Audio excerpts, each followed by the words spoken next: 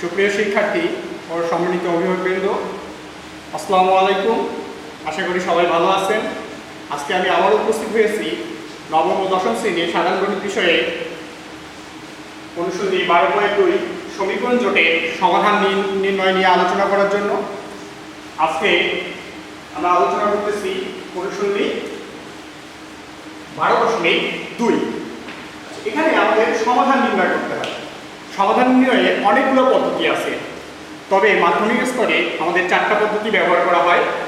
সেই 4টা পদ্ধতি হচ্ছে, এক হচ্ছে প্রতিস্থাপন পদ্ধতি, একটা হচ্ছে কি অপনয়ন পদ্ধতি, আরগুণন পদ্ধতি, রৈখিক পদ্ধতি। এখন আজকে প্রথম আলোচনা করব আমি প্রতিস্থাপন পদ্ধতি নিয়ে।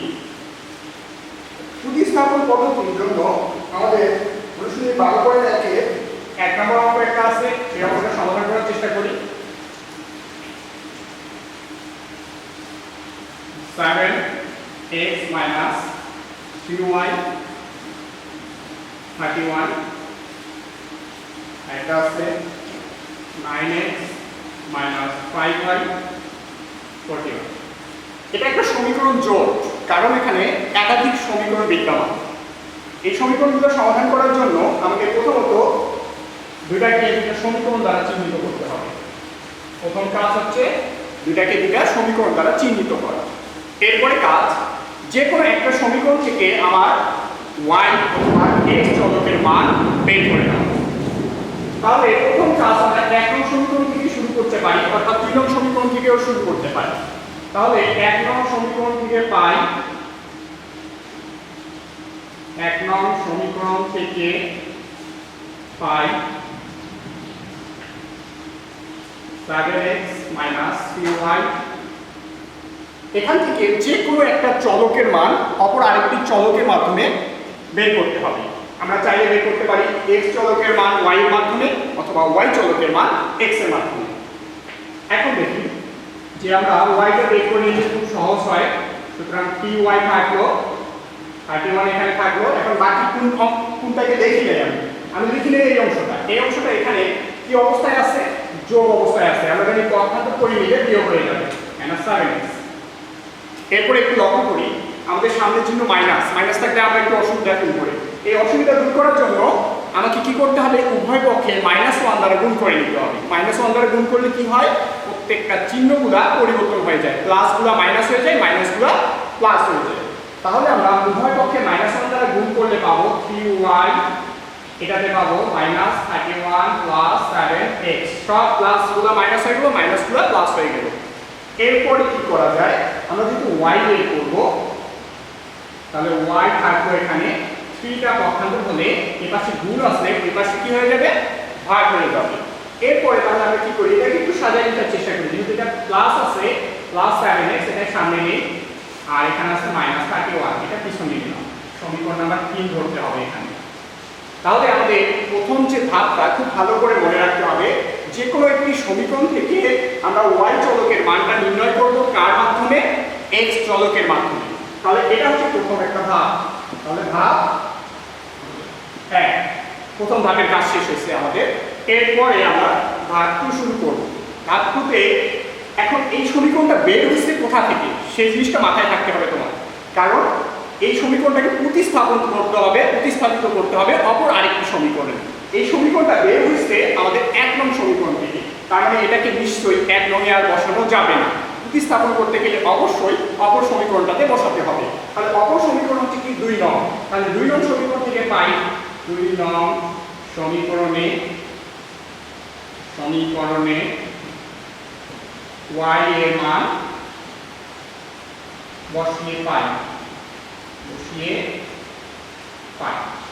তাহলে y এর মান যদি আমরা বসাই তাহলে কি পাচ্ছি? সমীকরণটাকে দেখি। 2 নং সমীকরণ আছে 9x - 5y 4y 41। এখন বলছে যে y এর মানটা বসাতে হবে, প্রতিস্থাপন করতে হবে। 1 নং এ যে y এর মানটা পাইছি সেটা প্রতিস্থাপন করতে হবে 2 নং এ। তাহলে প্রতিস্থাপন মানে কি, এর অর্থটা বুঝতে হবে আমাদের। প্রতিস্থাপন মানে একটা মান আরেকটা সমীকরণে স্থাপিত করা। y এর যে জায়গাটা আছে সেই জায়গাটা থেকে এ সরে যাবে y এবং y এর জায়গায় y এর মানটা এসে আসে বসবে। কারণ কি y এর জায়গায় আমরা প্রতিস্থাপিত করলাম তার মানটা। এটাই হচ্ছে প্রতিস্থাপনের প্রথম মানে মেইন ধাপ। এর কারণে এর নাম হচ্ছে প্রতিস্থাপন। ঠিক আছে? যেমন ধরো যে আমরা ক্লাসে আমি বসে আছি একটা ক্লাসে একাই।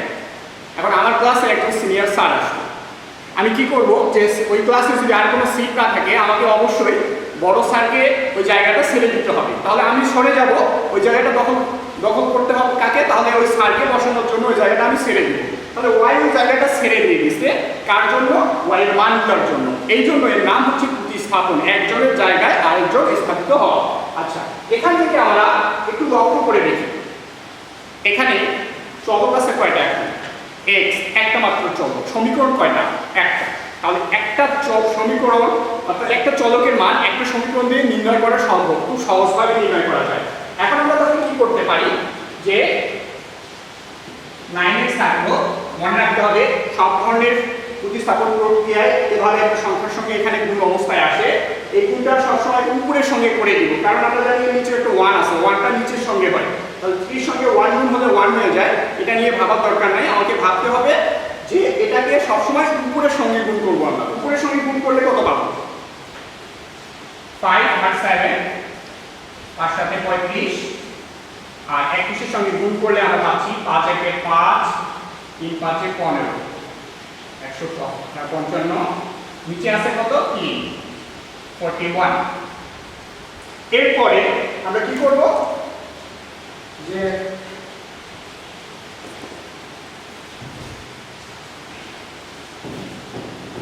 এরপরে আমাকে যেটা করতে হবে সেটা হচ্ছে যে এই অংশটার ক্যালকুলেশনে যোগ বিয়োগ আনতে হবে। এখন হর আছে, হর থাকলে যোগ বিয়োগটা কি করে করতে হয়? হরগুলো লসাগু করে। তাহলে এর নিচে হর কত? কোনো হর না থাকলে আমরা ধরে নিই 1। এর নিচে হর কত? 3। তাহলে হরগুলোর লসাগু কত হবে? হরগুলোর লসাগু দাঁড়ায় 3, কারণ 1 আর 3 লসাগু হচ্ছে 3। এই পাশে আছে 41, এটা রাখে দিলাম। আমরা জানি যে এর নিচে হর আছে 1, এই হরটাকে এটা দিয়ে ভাগ করতে হবে। এটাকে ভাগ করতে হবে কি দিয়ে? এর হর দিয়ে। ভাগ করার পরে যে অংশটা থাকে সেটা দিয়ে উপরের সঙ্গে গুণ করতে হয়, আমরা এই নিয়মটা জানি। তাহলে এর নিচে কত আছে? 1। তাহলে 1 দ্বারা আমরা যদি 3 কে ভাগ করি তাহলে কত পাবো? 3। 3 এর সঙ্গে গুণ হয় কত? 9x minus. এরপরে একই কাজ আবার এই মাইনাস চিহ্নটা আমরা দিলাম এখানে। এরপরে কাজ হচ্ছে এর হর দ্বারা এই লসাগুটাকে আবার ভাগ করতে হবে। ভাগ করলে কত হয়? 1। তাহলে আমরা 1 লিখলাম। লিখার পরে গুণ করতে হবে উপরে যা আছে তাই। উপরে আছে কত? 35x মাইনাস এটা, বা উপরে আছে 27x minus 35x minus minus কি হয়ে গেল? প্লাস 41। হ্যাঁ, এখন এখানে আমরা যোগ বিয়োগ করলে কত পাই? x গুলো দেখি উপরে, x হচ্ছে কয়টা? -35। 35 যেহেতু বড় সামনে চিহ্ন মাইনাস আমরা দিব, এটা বিপরীত চিহ্ন হওয়ার কারণে, আলাদা চিহ্ন হওয়ার কারণে বিয়োগ হয়ে যাবে। তাহলে 35 থেকে 27 বিয়োগ করলে পাই আমরা 8x। আর এখানে থাকতেছে 155। আচ্ছা, এই 3টা এখানে ভাগ অবস্থায় আছে। তাহলে পক্ষান্তর করলে এবার কি হবে? ওইটা এবার সেখানে কি হবে? গুণ হয়ে যাবে। -8x plus 155। তাহলে এটার সঙ্গে 3টা এবার গুণ হলে কি হবে? 3 একে 3, 3 এর 4 এ 12 -8x। আমরা যেহেতু x বের করব তাহলে এই অংশটা এই পাশে পাই, বাকিটা পক্ষান্তর করে নেই। তাহলে 120 থেকে বিয়োগ হচ্ছে 155 -8x মাইনাস বা x equal by -8। Minus minus কেটে গেল, 4 আসছে 32। x এর মান কত? তাহলে আমরা কত পেলাম? যে এটা ভাগ করলে আমাদের মাইনাস গুলো কেটে যাচ্ছে। 32 কে 8 দ্বারা ভাগ করলে কত? 4 পাচ্ছি। তাহলে 4 পাচ্ছি, তাহলে x এর মান আমরা পেয়ে গেলাম। তার মানে আমাদের দ্বিতীয় ধাপ কমপ্লিট। তাহলে দ্বিতীয় ধাপ কি হচ্ছে? যে যে x এর মানগুলো বসানোর পরে আমরা y এর মানগুলো বসানোর পরে আমরা x এর মানটা পেয়ে যাব। এটাই হচ্ছে দ্বিতীয় ধাপ। আর তৃতীয় ধাপটা হচ্ছে কি, 3 নাম্বার ধাপটা হচ্ছে ধাপ কি, দ্বিতীয় ধাপের কাজ হচ্ছে কি, যে এই সমীকরণে যে x এর মানটা পাইছি সেই মানটা 3 নং সমীকরণে যদি বসাই তাহলে আমরা সহজেই y এর মানটা পাবো। এখন x এর মান শুধু 3 নং সমীকরণে না, তুমি 1 2 3 তিনটার মধ্যে যে কোনো একটা সমীকরণে বসালেই আমাদের অ্যানসারটা রাইট হবে এবং পাওয়া যাবে মানটা। আর 3 নংয়ে আমাদের যে y এর মানটা বের করাই আছে x এর মাধ্যমে, তার মানে এটা খুব সহজেই বের হয়। এই কারণে এখানে মানটা বসানো হবে 3, তাহলে 7x - 31 3, 7 × 4 - 31 3, তাহলে এখানে পাচ্ছি আমরা উপরে মাইনাস 4 এর সাথে গুণ করলে কত হয় 28, 28 থেকে -31 করলে -3 পাওয়া যাবে এবং নিচে 3 প্লাস মাইনাসের মাইনাস আর 3 কাটাকাটি করলে 1। তাহলে আমরা নির্ণয়ের সমাধানটা কত পেলাম? অতএব নির্ণয়ের সমাধান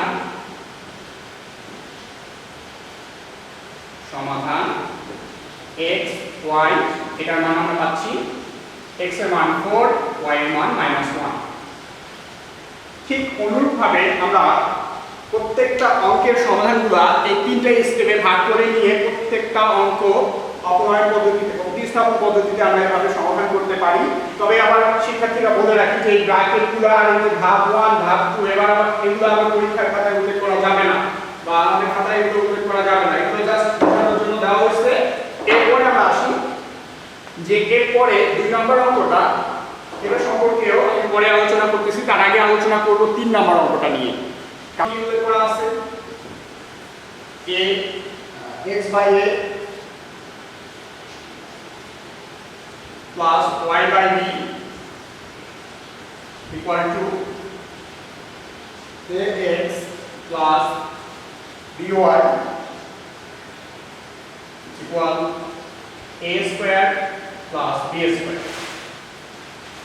এটাকে একটু ভাঙানোর চেষ্টা করি। তাহলে এটাকে ভাঙলে আমরা পাবো, এই ঘরগুলো দশক করলে আমরা কি পাবো? ab পাই। তাহলে আমরা জানি যে দশক করার পরে এটা দিয়ে এটাকে ভাগ করতে হয়, ভাগ করার পরে যে অংশটা থাকে সেটার উপরে সঙ্গে গুণ করতে হবে। তাহলে a আর a ভাগ করলে চলে যাবে, থাকবে কি b। তাহলে b টা গুণ হচ্ছে x এর সঙ্গে, তাহলে আমাদের উপরে থাকতেছে bx প্লাস অনুরূপভাবে এখানে b চলে যাবে, ভাগ করলে থাকতেছে a এর সঙ্গে y 2। তারপরে আমরা কত পাচ্ছি, বা এই ab এর পাশে গেলে গুণ হয়ে যাবে, তাহলে bx প্লাস ay 2ab। এটা সমীকরণ নাম্বার 1 আর এটা সমীকরণ নাম্বার 2। কারণ আমাদের সমীকরণগুলো আকৃতি এভাবে তৈরি করলে খুব ভালো হয় যে x আকারের, y আকারের এবং সংখ্যা আকারের, এরকম আকারে তৈরি করতে হবে। এরপরে তাহলে আমরা কি করব? ওইখানে করছিলাম যে 1 নং থেকে y এর মানগুলো বের করে নিব x চলকের মাধ্যমে। তাহলে 1 নং সমীকরণ থেকে পাই, 1 নং সমীকরণ থেকে পাই bx plus ay 2ab। এটা ছিল, আমরা এখন bx টাকে পক্ষান্তর করে দিলে আমাদের এই পাশে মাইনাস হয়ে যাবে, -bx। তাহলে কি পাচ্ছি আমরা? y এর মান 2ab bx by a, সমীকরণ নাম্বার 3। দেখো আমাদের 1 নং সমীকরণ থেকে y এর মানটা বের করে নিলাম x চলকের মাধ্যমে। তাহলে আমাদের প্রথম ধাপ কমপ্লিট। এরপরে আমরা দ্বিতীয় ধাপে আসি। দ্বিতীয় ধাপে কি ছিল, যে x y এর যে এই মানটা কোন সমীকরণে বসাতে হবে? প্রতিস্থাপিত করতে হবে। কোন সমীকরণে? 2 নং সমীকরণে, কারণ এই মানটা পাওয়া গেছে 1 নং সমীকরণ থেকে। তাহলে 2 নং সমীকরণে প্রতিস্থাপিত করি এবার। তাহলে 2 নং সমীকরণে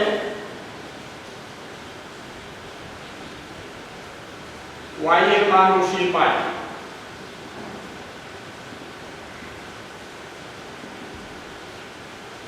y এর মান বসিয়ে পাই। তাহলে y এর মান 2 নং সমীকরণটা একটু লক্ষ্য করি আমরা, b y a square plus b square. তাহলে y এর মানটা বসাবো 3 নং সমীকরণে, 2 নং সমীকরণে। তাহলে y এর জায়গায় প্রতিস্থাপিত হবে কে? এই জায়গায় এই মানটা 2ab bx। এই দেখো এর আগের অঙ্কেও আমাদের এরকম একটা জায়গা চলে আসছিল যে সামনে একটা সংখ্যা, ব্র্যাকেটে এরকম একটা মান। তাহলে ওইখানে কি করছিলাম আমরা, প্রত্যেকটা অঙ্কেই কিন্তু এই জায়গাটা একই হয়। তাহলে এই জায়গাটা আমরা গুণ করে নিই, গুণ করলে কি পাবো, ঠিক আগের মতোই গুণ করব উপরের সাথে। এটা গুণ করলে উপরে পাওয়া যাচ্ছে 2ab² মাইনাস বিটা গুণ করবো আবার এটার সাথে, তাহলে b²x, এখানে থাকতেছে a² প্লাস b²। এরপরে কি করছিলাম এর আগের অঙ্কে একটু চিন্তা করি। এরকম একটা জায়গা আসার পরে এখানে আমরা করছিলাম যে হরগুলো লসাগু করে যোগ করছিলাম, তাহলে এখানেও অবশ্যই করতে হবে। এখন হরগুলো লসাগু a হলো, তাহলে এর নিচে যেহেতু কিছু নাই, 1 দ্বারা ভাগ করলে এই থাকে, তাহলে a কে গুণ করতে হবে কার সাথে, উপরেরটার সাথে। উপরে কি আছে ax, ax এর সঙ্গে গুণ করলে আমরা পাবো a²x প্লাস, আবার দেখি এটা ভাগ করলে কি থাকে 1, 1 কাকে গুণ করতে হবে, উপরের সাথে, তাহলে উপরের সাথে গুণ করলে ওইটাই থাকবে b²x, তাহলে a² প্লাস b²। এরপরে কি কাজ করছিলাম আমরা, এরপরে যে কাজটা করছিলাম যে নিচের হরটাকে ওই পাশে নিয়ে গুণ করছিলাম, তাহলে এই অঙ্কের ক্ষেত্রে ঠিক একই কাজ করব আমরা। তাহলে আমাদের উপরে থাকে a²x plus 2ab² minus b²x। তাহলে a যদি ওই পাশে গুণ হয় তাহলে এর সঙ্গে আগে গুণ করি, তাহলে a³ plus a R b² এর গুণ করলে ab²।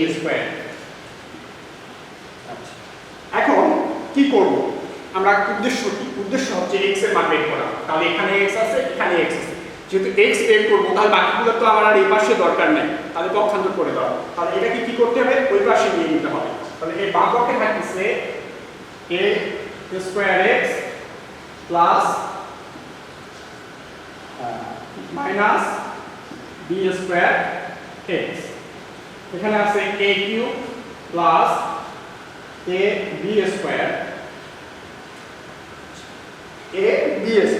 এখন ঘটনা হচ্ছে 2ab² কি হচ্ছে, পক্ষান্তর হয়ে যাবে, কোথায় যাবে, ওই পাশে, তাহলে পিছনে চলে গেল, মাইনাস হয়ে গেল 2ab²। যেহেতু x বের করব, x একটু আলাদা করার চেষ্টা করি, কমন নেই, কমন নিলে আমাদের ব্র্যাকেট বসবে a² মাইনাস b²। এখন দেখি a³ থাকলো, এই দুইটা একই রকম জিনিস, এটাও ab², এটাও ab², তার মানে একই রকম সংখ্যাগুলো আমাদের যোগ বিয়োগ হয়ে থাকে। তাহলে এখানে আমরা যদি যোগ বিয়োগ করি, বড় সংখ্যার চিহ্নটা হচ্ছে মাইনাস, মাইনাস দিলাম, এখানে দুইটা, এখানে একটা, বিয়োগ করলে আর একটা থাকে। আগে এই পাশের কাজটাই করি, এই পাশে আমাদের কমন কি চাই একটু লক্ষ্য করি, এখানে a³ আছে, a আছে, তার মানে a কমন আসে, তার মানে তিনটা a থেকে একটা কমন নিয়ে নিলাম, আর দুইটা থাকে, এখানে এটা কমন নিয়ে সামনে চলে আসলো, শুধু b² থাকে, x a² minus b²। x এর মান যেহেতু বের করব, তাহলে আমাকে কি করতে হবে, যে এই পাশে যে অংশটা আছে সেটাকে পক্ষান্তর করতে হবে, তবে আমরা x পাবো। x এর সঙ্গে এটা গুণ অবস্থায় আছে, সুতরাং আমাকে এই পাশে নিয়ে ভাগ করে নিতে হবে, তাহলে এটা কাটলে আমরা পাবো x এর মান 8। প্রথম অঙ্কের মতো আমাদের দ্বিতীয় স্টেপ কমপ্লিট, দ্বিতীয় ধাপ কমপ্লিট। এখন এর মান যখন আমরা পেয়ে যাব, তখন আবার এই মানটা কোথায় বসানোর কথা আছে, যে 3 নং সমীকরণে বসালে খুব সহজেই পাওয়া যায়। যেহেতু আমরা তিনটা সমীকরণে এই মানটা বসানোর পরে y এর মান বের করতে পারি, তবে 3 নং সমীকরণটা খুব সহজ হয়, কারণ এখানে y এর মানটা বের করাই থাকে। তাহলে 3 নং সমীকরণে আমরা বসাবো 3 + 1, অর্থাৎ 3 নং সমীকরণ থেকে পাই কি পাই, 2ab মাইনাস b * x, হ্যাঁ নিচে আছে a, আমরা এর মান বসাবো কয় নং সমীকরণে, 3 নং সমীকরণে। তাহলে x এর জায়গায় ba বসবে, a 2ab minus ab, a দুইটা a থেকে একটা ab বাদ দিলে আরেকটা ab থাকে a, তাহলে a বাদ দিলে আমাদের b পাওয়া গেল। তাহলে আমাদের নির্ণয়ের সমাধান কত আসলো, তাহলে আমরা লিখতে পারি নির্ণয়ের সমাধান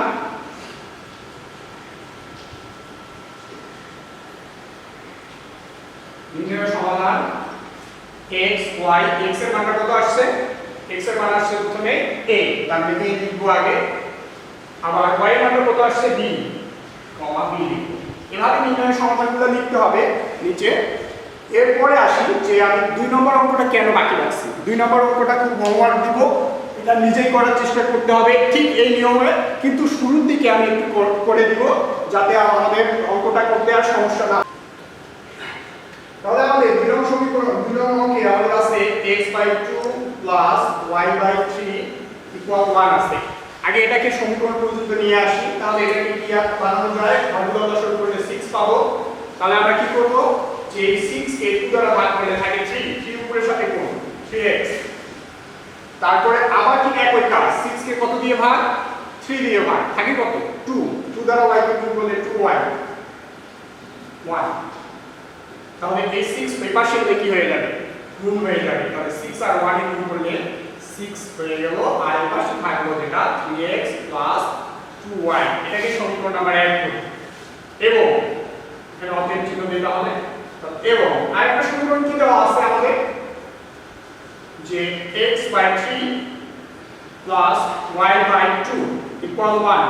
ঠিক এটার ক্ষেত্রে আমরা করতে পারি, তাহলে দশক 6 2x 3y।